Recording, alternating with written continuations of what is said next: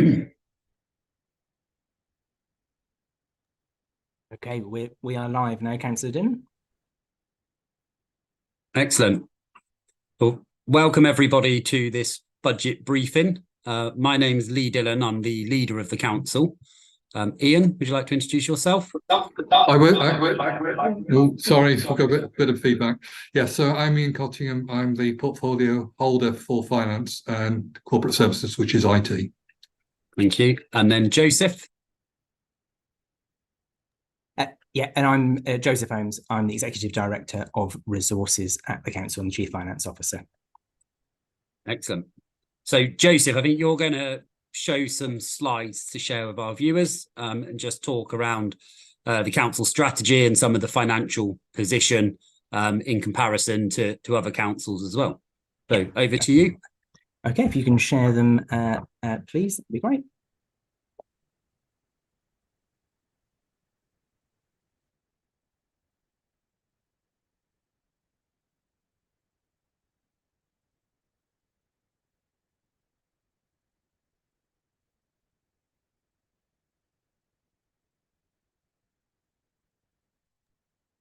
Just sharing the slides, they should pop up in a minute.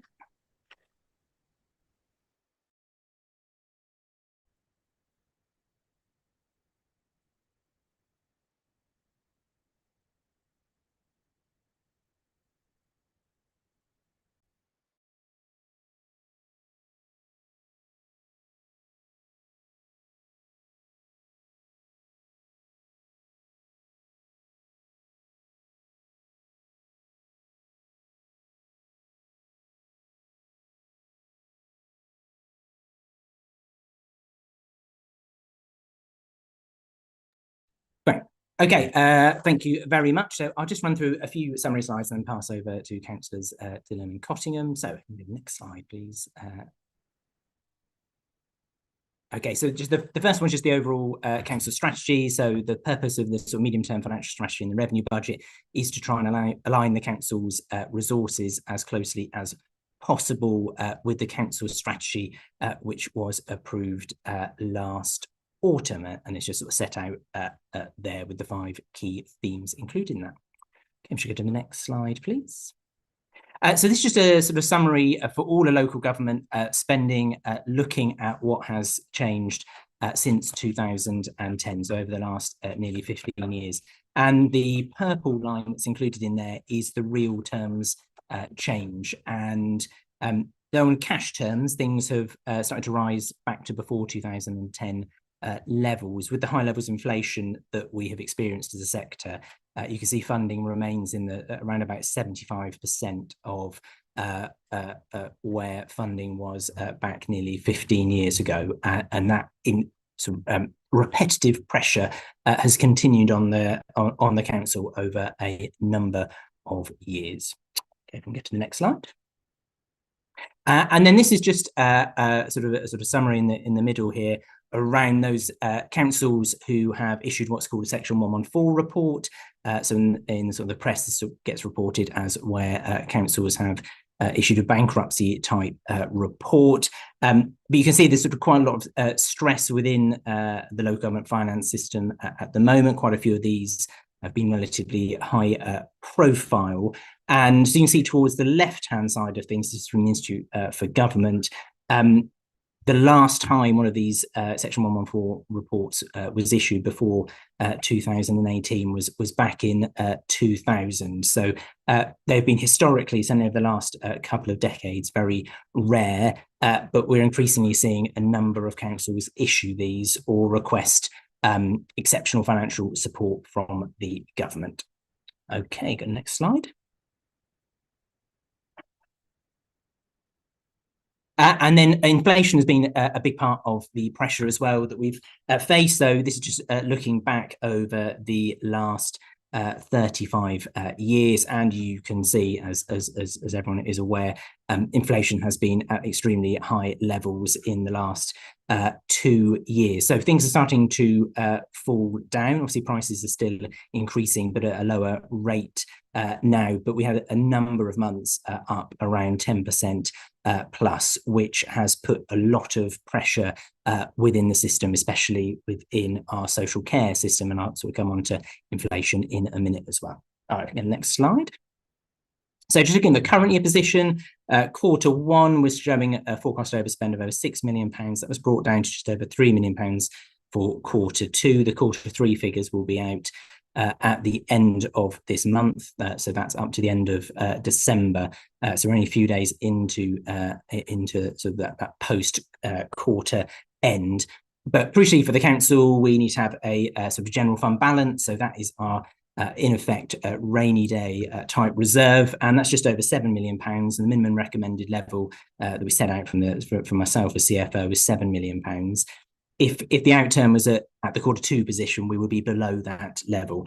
So there's quite a significant gap there, which we need to either sort of make up in future years or ideally in the current year. But that, we do remain to see significant pressure again within especially social care and education costs in the current year. Okay. And then looking sort of the future years as well. We sort of Lisbon Institute of Fiscal Studies and is looking at what happens for 2024-25 and beyond. And local government is in the second from the right bar chart here. So is expected to see overall a funding reduction in real terms, which when as a sector we are seeing significant pressure is just clearly going to put more financial pressure in the future. So that will be a chart very much to look out for over the coming months as to whether or not that will change in the future. But that shows that pressure that I showed right in the first slide is highly likely to continue. So to continue to see real terms flatline or reductions in local government budgets for the coming years. Okay, on to the next slide. So just the sort of 24-25 budget and the reason for the pressures. And the large one, I mentioned sort of social care quite a bit, but if you look at adult social care and children's social care models over the last 3 years, you can see some really substantial increases in cost forecasts. It's just forecasts at the moment for 24-25, but you can see some really high increases there. And lots of that is inflation driven, but also increased complexity of care, as well as increasing demand coming through in those services. And social care is the majority of our expenditure. And that is where we see a very very cognizant of the financial pressure in those areas and the need to continue to support the most vulnerable in our communities. And as I mentioned inflation earlier, the majority of the council spend is with external providers, not internally. So we're very sensitive to inflation changes, and a number of our contracts are linked to inflation. So, for example, in the 23-24 financial year, our waste contract is linked to inflation, and the inflation measure at the time was up around 13%. So when the council sort of income side of things around, council tax is about over 3/4 of the council's income changes by up to 5%, and expenditure pressures are up 10% plus. There's a very significant pressure that comes through. And then we've got growing demand as well. As I mentioned, children and adult social care, home to school transport as well, housing too, seeing increasing pressures as well. And sort of mentioned about sort of government funding as well, and some of the real terms changes there. And we're still, and have been in the current year, putting in place additional cost changes because of changes post the pandemic. So specifically car parking income, for instance, in the current year has been quite substantially down, which we budgeted for in 23-24. Okay, last slide then, please. And so the last slide, so this was sort of taken from a report a couple of months ago, is the executive sets out that really significant savings requirement. And some of the sort of savings which you see coming through in the revenue budget papers, which get released at the start of next month, and the level of savings identified as part of this budget consultation. And there remains still sort of savings to be found as well. So the local government finance settlement came out just before Christmas and was very much in line with what we forecast. So there was no additional new income coming through from that. And that is the summary. And I'll pass over to Councillors Dillon and Cottingham. That's lovely. Joseph, before we dive into the questions, and I can see them coming in, so thank you to everyone who submitted them. Can you just talk very briefly about what a Section 114 notice entails in terms of local decision making, really? Yeah, sure. Yeah, so thank you. So Section 114 notice is where the council expects to see less income than forecast expenditure when it's exhausted all of its reserves. And that involves then a report to full council and then involves the council putting in some pretty stringent spending control measures. Now, we already have quite a few spending control measures in place at the moment. But that would probably put even more stringent measures in, very much to the extent that payroll would continue and contractual payments would continue, but everything else would be under permanent review. Most of those councils who have issued a Section 114 report as well have had commissioners then brought into the council, coming from outside the council, who would oversee a range of local decisions rather than necessarily members. So it's very significant for a council to issue one of those reports. Now, the reports that we've seen so far have been for really significant numbers. So those councils that I highlighted on the presentation earlier, it's for hundreds of millions of pounds in many cases where there is a gap. You know, we are not in that position, but we are under significant financial stress. And I think, Councillor Dillon, as you've sort of seen in the reports that come through to exec, have mentioned what a Section 114 report means, or what a capitalisation directive would mean if we requested that from the government for exceptional financial support. Excellent. Thank you for that, Joseph. I mean, that's just some useful context in terms of the well, I think Joseph's outlined the challenges that we're facing just on pure numbers, where that pressure's coming from, so adult social care, children's services, but also if we don't put together a solid budget, and that's what this consultation's about, then we have potentially got some difficult or more difficult days ahead if a Section 114 notice was to be issued. And as a council, that's what we want to obviously make sure we don't have, and that we're on a strong financial footing going forward. One of the things within our strategy is about trying to work more upstream and preventative measures, because we know that they save taxpayers money in the long run. However, given the financial situations we're in, we're not able to get onto that footing just yet, but we hope over the next few years of the medium-term financial strategy, our situation will improve, which will allow us to put that preventative work in to save money in the long term. But let's move on to some of the questions that have come in.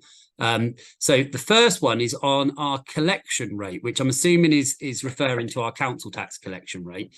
And the questioner says it's 56%, which is outrageously low, and wants to know why. Joseph, that's a technical question, so I'm going to come to you if I may, because I know that our MTFS has a collection rate a lot higher than that. Yeah. So our assumed council tax collection rate over the 4-year period is 99.7%. So that is our assumed collection rate for the whole of the year. Okay. And then on the comment of it being 56%?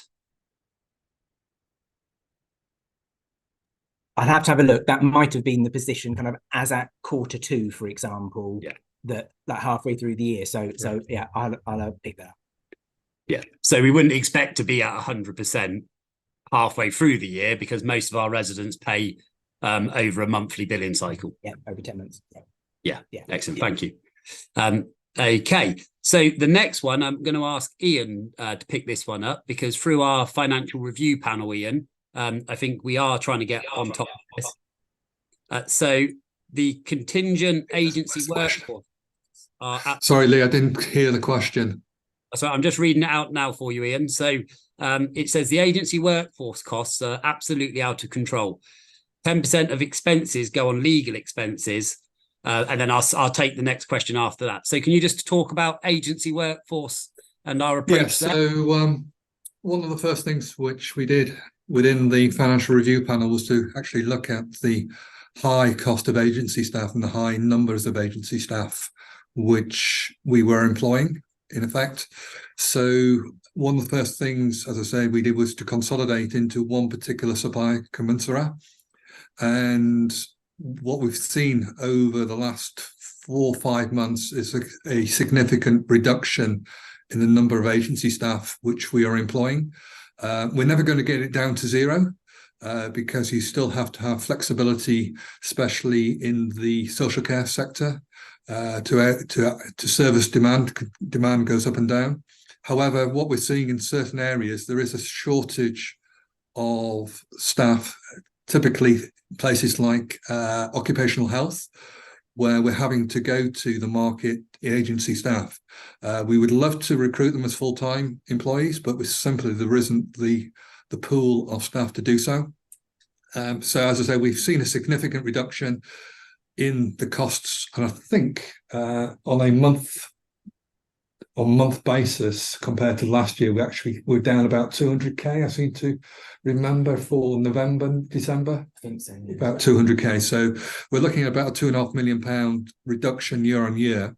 There's still a little bit more work to be done. We've also reduced the actual agency margins which they're receiving, and when there is a new recruitment coming through to the financial review panel through what we call an EC5 form, that is critically analysed. If we believe there isn't the need for that agent staff, it's been rejected. So it's not a case of rubber stamping every request. There is a critical analysis of what the demand is and what they're servicing and why.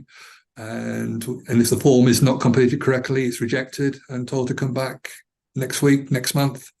And one of the things which we're also looking to do is to make sure that no agency staff are being employed more than 2 years. So therefore, they're not having employment rights.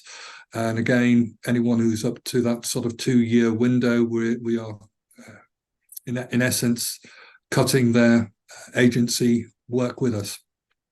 Okay, lovely. So what's the second half of the question? Well, I can pick up the second part. Okay. That says, so it says £150,000 a month on taxi for school kids. And we absolutely recognise how high the home to school transport budget is. With home to school transport, there is a policy in place, and that goes from September to the end of the academic year. So what we inherited was an existing policy that we weren't able to change. And that's fair on families who need to have some long-term certainty about how their children are going to get to school and what those costs are. However, we will be coming back out to consult on a new home to school transport policy where we might look at, for example, employing our direct workforce rather than utilising taxis. We may look to see if we can be more efficient in terms of doing multiple pickups on a school run rather than having individual taxis ferrying children to and from school. However, there is a legal emphasis on us as a council to provide that home to school transport costs. And we have lots of children who don't go to school inside West Berkshire. So this could be at the far end of Berkshire, for example, where they attend school. And obviously we have that legal duty under our current policy to make sure that we get them there. So that's why the costs are high. But I would agree with the questioner. That's something that we need to look at going forward. And we'll be consulting on a new home to school policy over the summer. The next question. So I'm just scrolling through. So this one is on bin cost reduction. And the questioner says this is a 0.0005% of the budget. And they believe that that's ridiculous considering the effect that that will have on the environment. Ian, do you want to pick that one up? I know that's come up in a few of the sessions where we've done face-to-face ones in the leisure centre. Yes, it has. It may be worth giving sort of context into how we've arrived at the items on the consultation list.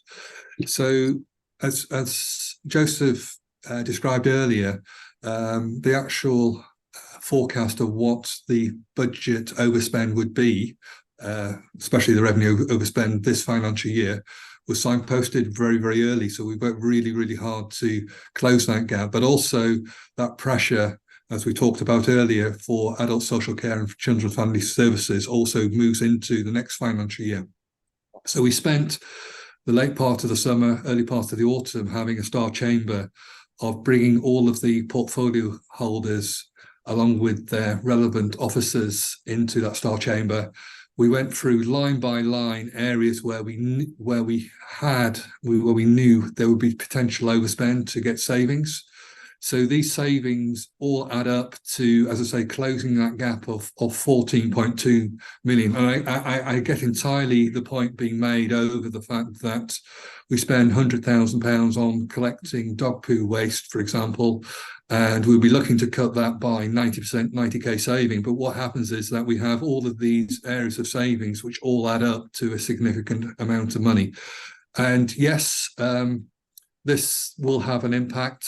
In fact, this has been one of the hot topics, to say the least, of just about every consultation we've been to regarding litter picking, dog poo waste. And I must admit, I do, on a personal level, I do have a certain amount of sympathy over the fact that you have what we call the broken window syndrome. Of if a place looks untidy, that can potentially increase antisocial behaviour. However, we're looking at other potential strategies as well. So one thing which I've been pushing through to the portfolio holder for environment, Stuart, is this concept of Adopt a Street, whereby people, and we've actually been speaking to a lot of people who do go out of the way, tidy up a street, tidy up dog poo waste. We have one lady who submitted a report, 6-page report, where she's picked up over 3,000 sacks of dog poo waste on Greenham Common. So I do believe that there are people out there who will step in to help us out into various areas where we are looking, as I say, to cut provision for bins, etc. This is not a universal cut of every bin. It will be strategic in places where we know there are bins which are not being fully utilised. And we also believe that we can be smarter in the way in which we use our bins, bigger bins, to be collected less often. So just in context, each individual dog waste bin costs us £400 per annum. So it is a significant amount of money. And if, as I say, we can be smarter, we can reduce this cost without having a huge impact on the environment and the look and feel of West Berkshire. Because I'm a resident here and I want it to be a great place to live. And I want it to be, I do not want to see antisocial behaviour. I do not want to see the place looking untidy. As I say, it's one of the reasons why I stood, is that I felt I could make a difference. And as I say, it's not something we do lightly. Yep. Thank you, Ian. There's a comment that's come back in about the agency staff saying you might save money by employing them directly, not changing them every 2 years. That is absolutely what we are trying to do, is directly employ our staff. If we do, we know that saves money. However, the market has a large portion where people want to be temporary staff because they also then get paid more. So in a way, for the individual, there's more benefit being on a temp agency contract than working directly for the council. However, we are working with all temp members of staff to try to convince them to come and join the council. So I absolutely accept that it would save money if we employed them directly, and we are trying to do that. The next question I'm going to come to is a mathematical question. So Joseph, for you. So in recent years, the council didn't raise council tax by the full 5% that the government allow it to. So how much was lost by only collecting 4% in the year in question? So a 1% change in council tax is roughly £1.1 million. So that is the figure. Yeah. And then, of course, Joseph, as well, that's then compound in effect, because you then don't have that 1.2 million to build your next percentage rises on. So I think what's quite clear is that whilst none of us want to raise council tax if we can help it, actually by not raising it just maybe because of politics is a dangerous financial position to be into, because it really does eat into what available money you have, particularly when you look at our reserves, for instance. The next one is, will the council consider closing underused resources such as the Phoenix Centre, possibly running at 1/10 of its original spec? The first thing before I bring Ian in on that is just to say, this obviously is a consultation that we're in now. The consultation closes on the 11th, so there are still 3 more days. So please, if any of you have got any suggestions, other things that you want to see us consider, apart from what we've already gone out to consult on, then please do get that into us. And then we can have a look at what those options might present in terms of saving opportunities. But Ian, do you want to say anything on closing underused resources, such as the Phoenix Centre? There are no plans at the moment to do so. This has not come through as a potential savings initiative, as we talked about earlier regarding the actual initial setting the 24-25 budget. But what I would say is that, to be realistic, is that if we were to go to the Section 114, in essence being bankrupt, nothing would be off the table to, in some ways, prevent us being tipped over the edge. It'd be far better for every resident of West Berkshire that we retain control, rather than let control go to commissioners who have no feel for West Berkshire. So that would be, in essence, the last-ditch solution which we potentially would have to play to make sure we didn't go to a 114, which would be bankruptcy. Yeah. So we would be very reluctant to do so. Yeah, but I think what's also important is in the transformation programme itself that the council's running, we are doing that review of all of our assets to make sure we're getting the best value from them. And if we're not, then we'll look about how can we utilise that site better? Can more services share the same space, for example, so that we're being as efficient as we can be as a council with your assets of buildings. Okay, I'll move us on then to a new question. So this one is for you, Joseph. So what's the lowest level for the general fund that the Section 151 officer will allow or would recommend, I think is probably the correct term there. Yeah, it's a good question, one which I'm considering a lot. I think if the forecast outturn position was significantly worse at Q3, so if sort of thought the general fund was going to fall down to sort of below the £3 million mark, I think at that point we would be looking to probably request exceptional financial support from central government before issuing a Section 114 report. So that would be the route that we would look to go down if that was the case. And I think that is right, that we would explore that option where government would potentially then give a one-off sum to the council, which the council would have to pay back before issuing a 114 notice. But clearly, if we thought the general fund was going to fall below zero, at that point we would be looking to issue a 114 notice. And you see a few councils at the moment, as part of their budget proposals, have included that in the last few days. Some of those options to their respective executives. Thank you. The next one is around surface water, groundwater, outer bank, river water, which obviously we've experienced over the last few days. And just while I've sort of got everyone's attention, just to say a massive thank you to all of our staff at West Berkshire Council who have been busy all weekend working on this. I've received text messages off of officers at 6 o'clock in the morning, updating me on current positions. So a really good response from our individual council officers, and also thank you to residents as well. for working with us, for notifying into us about flooding issues so that we could get road closures, etc., put in place. However, this question is around the gully clearance, and is that a wise decision given what we've seen in the last week? Now, I think in terms of is it a wise decision, what I would ask again is that you all respond to the consultation with your views on that. However, what the proposal for gully clearing is actually to be more targeted about gully clearing rather than to cut it in its entirety. So it's about being more evidence-led, intelligence-led about where do we need to go and clear a gully at any given time.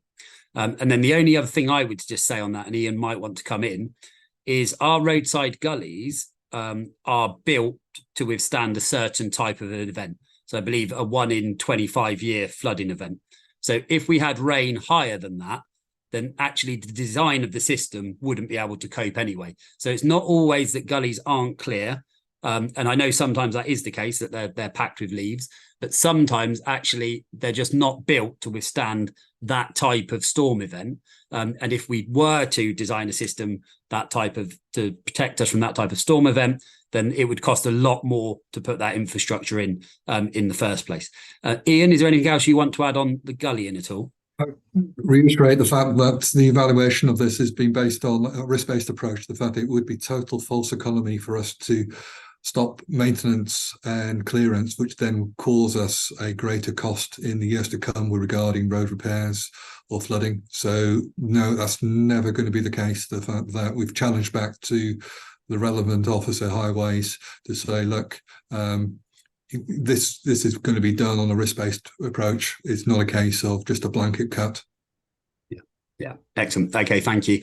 The next one is, why are the council still offering in-house daycare for learning disabilities when none of our neighbouring authorities do? West Berks is out of step with the rest of the nation. And actually, this is quite an interesting comment, because our care homes as well, for example, are directly run by us at the moment, and that's out of step for the rest of the country too. But we've heard from lots of residents about their concerns over closing Willow's Edge, although the actual consultation proposal for Willow's Edge isn't just about closing it, it's also about seeing if another care provider would take on the running of that service.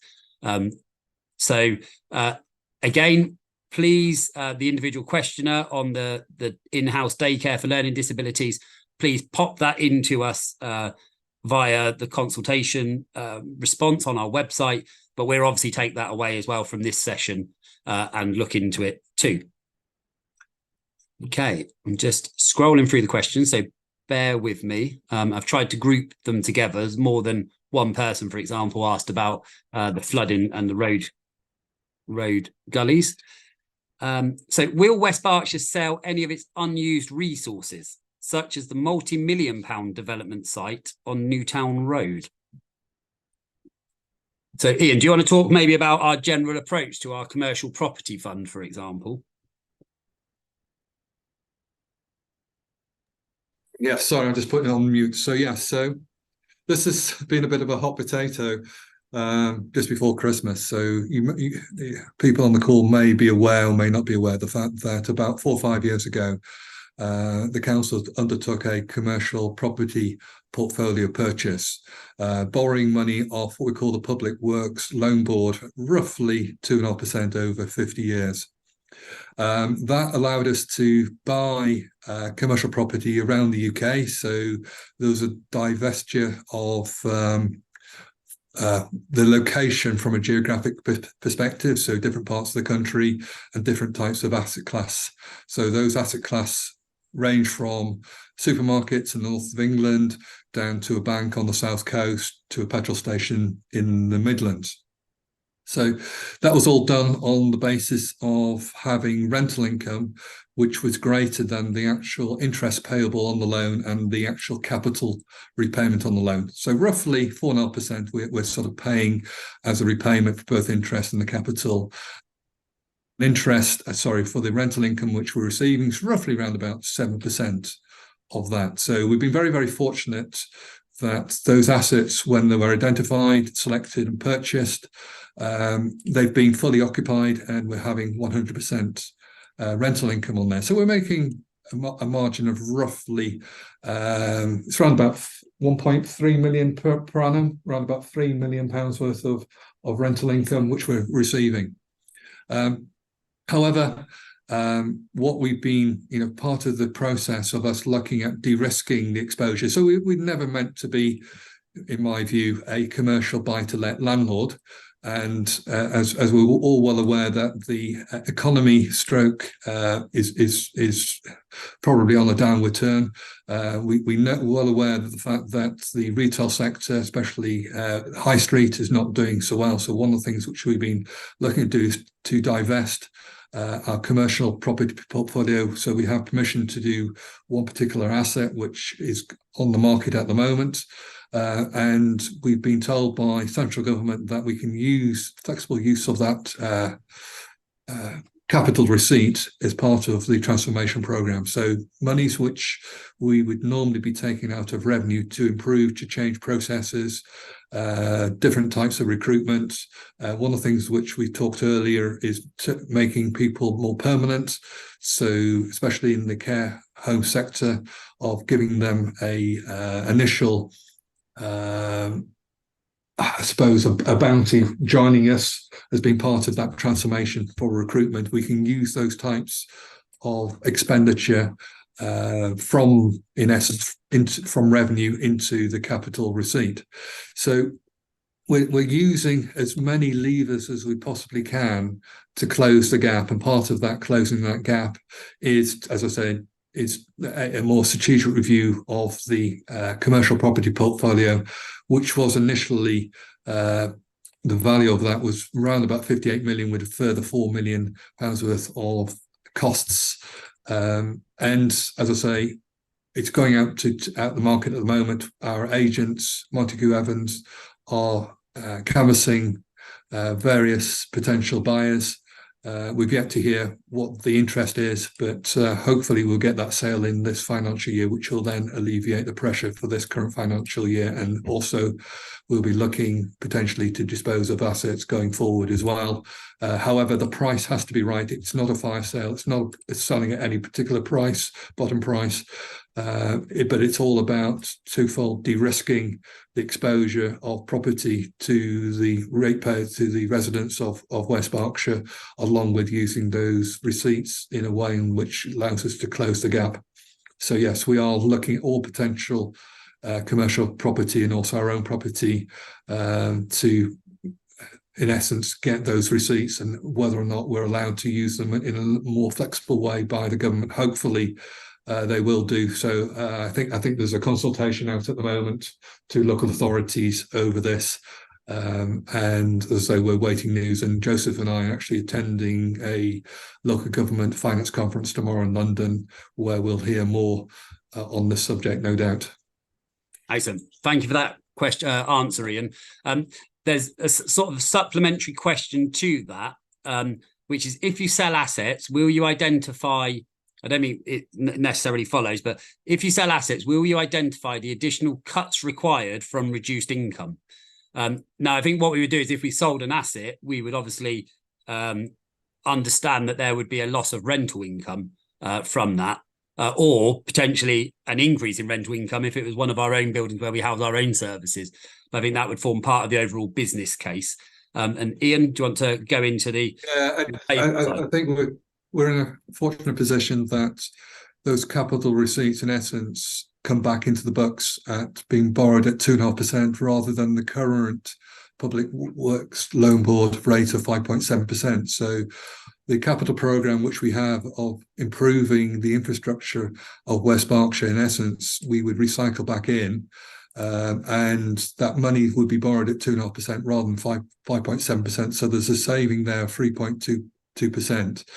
And another thing, really, just to give everyone on the call an understanding, is that these assets themselves do need to be maintained. So over a 10-year period, we would have to be investing 2 million to make sure the roof of the supermarket up in Northallerton is still fit for purpose.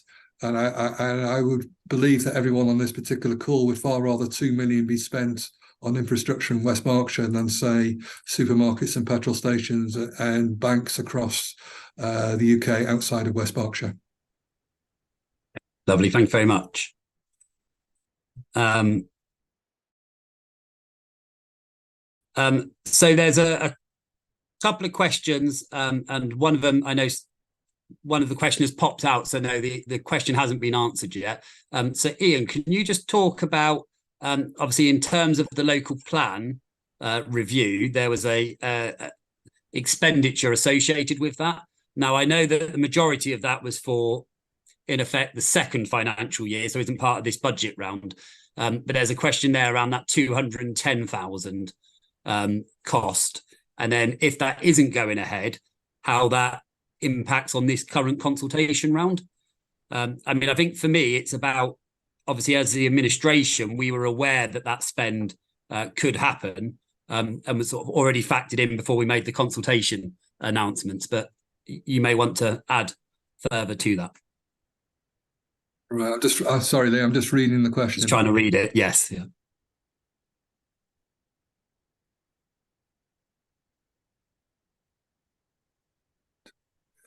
Right. So from a financial perspective is that one of the things which we've been giving everyone context, that this current year's budget revenue funds available is 164 million. Next year it's 175 million. Thereafter, 182 million. So monies for particular projects can be found through, as I said earlier, savings which we've been making. We talked earlier about the 200k per month saving which we'll be making on agency fees, and the 1.6 million which was put into the paper over a new local plan would be over many years. So it wasn't just a one-off 1 year cost. This would be typically over a 2 to 3 year period, which would roughly, and I think that 1.6 million was worst case scenario. There's a lot of what could be recycled within the local plan. So we actually put in there the highest possible exposure. In reality, it would be a lot less than that. And that would be spread over a number of years when the new local plan would be published. So there is always areas where, as I said, savings can be made and monies can be found. At the moment, as we talked earlier, there's a huge amount of pressure which we're seeing on adult social care and children and family services. And yes, it is a case of finding those savings and the prioritisation. But in the overall context of what we spend, the funds available, this isn't huge. But however, I fully get what people are saying. Well, you're trying to cut 90k from waste bins and other areas, 200k from Willows Edge. But yes, it's trying to find those overall savings, which then balance the books. And I think it's also fair to say, Ian, that the budget for next year already had some money allocated towards the local plan anyway, as it goes through inspection and then final approval. So any modifications the inspector might make when they do their findings, any additional information that they may ask from us as well. And so actually that money wouldn't have been spent if we'd withdrawn the local plan. So it's almost a recycling of some of that local plan money in effect. Yeah, back to you, sir. Yeah, and one of the things, as I say, just to feed back to everyone, is that I'm the councillor for Thatcham Central. And when I was campaigning during the months of January all the way through to May, I probably knocked on about 1,000 doors, and I did not meet one person who was in full support of the 1,500, 2,500 homes going into North East Thatcham. So as politicians, we have to make hard choices, but the main thing is that we have to back up what our residents, the voters, wanted from us. And one of those things was do as much as we possibly can to revoke the local plan as it stood, to amend its flawed nature of putting, as I say, a town almost the size of Hungerford without infrastructure. So, from a personal level, I would not be able to look people in the eye who voted for me in Thatcham Central. And it's something which it's not easy. However, you have to have integrity and do what you say as what if you're elected by the people who did not want this. Thank you. So hopefully some more straightforward answers here. There's another one, Joseph, on the section 114 notice. I'm just trying to find it back in the chat. So is it at what point will or can you issue a 114 notice? If the general fund falls below a 0, will you have no choice but to issue a 114 notice? So this is about your delegated powers, really. Yeah, I suppose simple answer is yes. Yeah, if we think it's going to be at 0 or below 0, yeah, I would have to issue one. Okay, lovely. And then another one is, what level of cash are we expecting to get from the sale of the commercial investment portfolio in this financial year and the next? I think on that one, some of the papers were in part 2 around the income expectation there, so I can't kind of reveal that. But the sort of paper was it did have some figures in there for the overall amount over a 3-year period. It'd be up for members to determine that at full council over what period those asset sales would be, what the market as a whole looks like, where it might be more opportunistic to dispose of certain type of assets, because that's how the market is going at any one time as well. So yeah, there'll be a balance there. Yeah. So, Ian, you want to come in on that? Just to feedback what Joseph said, that it was never meant to be a binary decision that everything has to be sold overnight. I think I said earlier the fact that it has to be the right price for the residents of West Berkshire. We're not just going to dispose things for the sake of it without us feeling as if we're gaining the value the asset on the market, along with the pressure which we're facing with regarding 114 as well. So yeah, the first thing is the price has to be right, but also we have to make sure we are protecting the residents of West Berkshire from 114 as well. Okay. Thank you.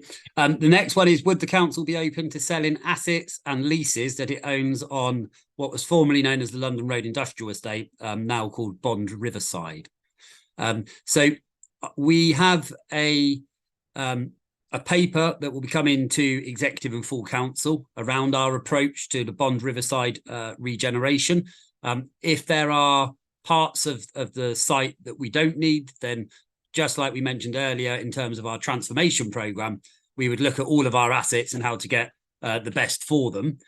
However, we also know that actually owning the asset gives us more control over what we all collectively need in West Berkshire. So it would become part of that wider strategy for Bond Riverside.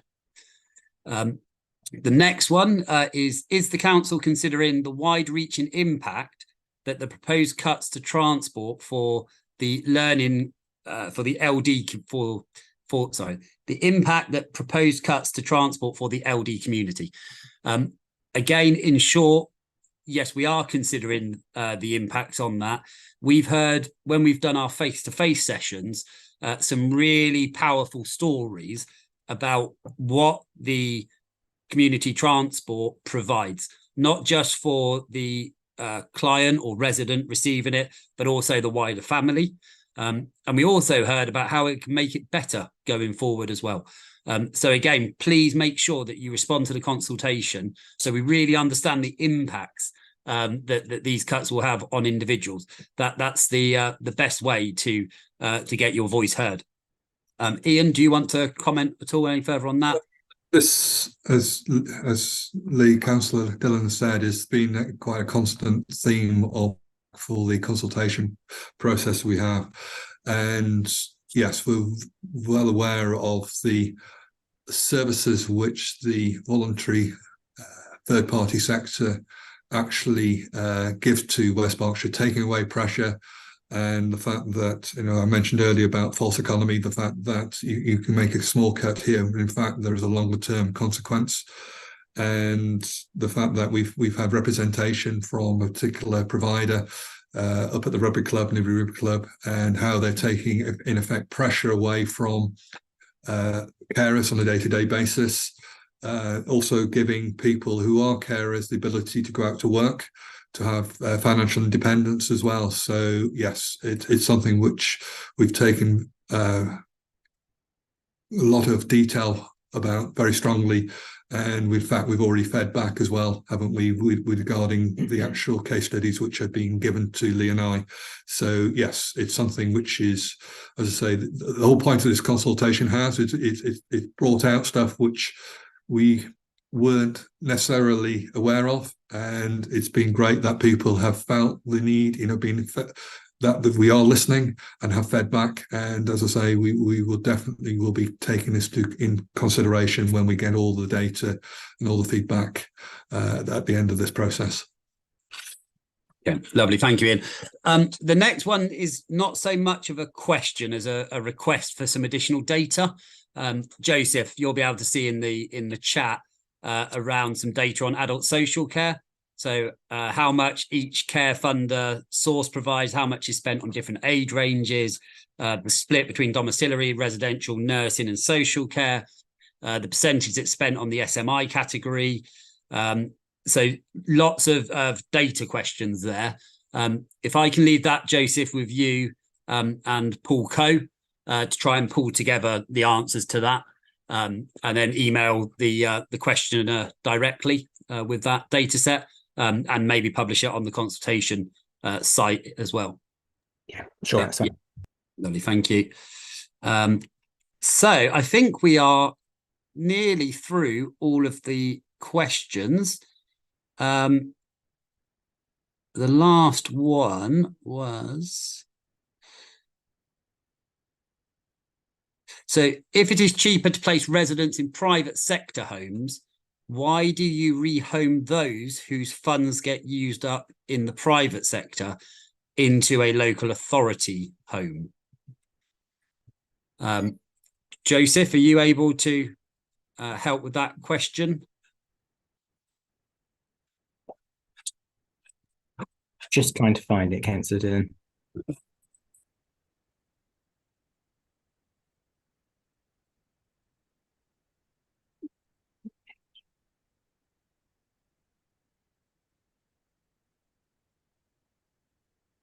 I'm just checking through the rest of the questions, making sure I haven't missed any others.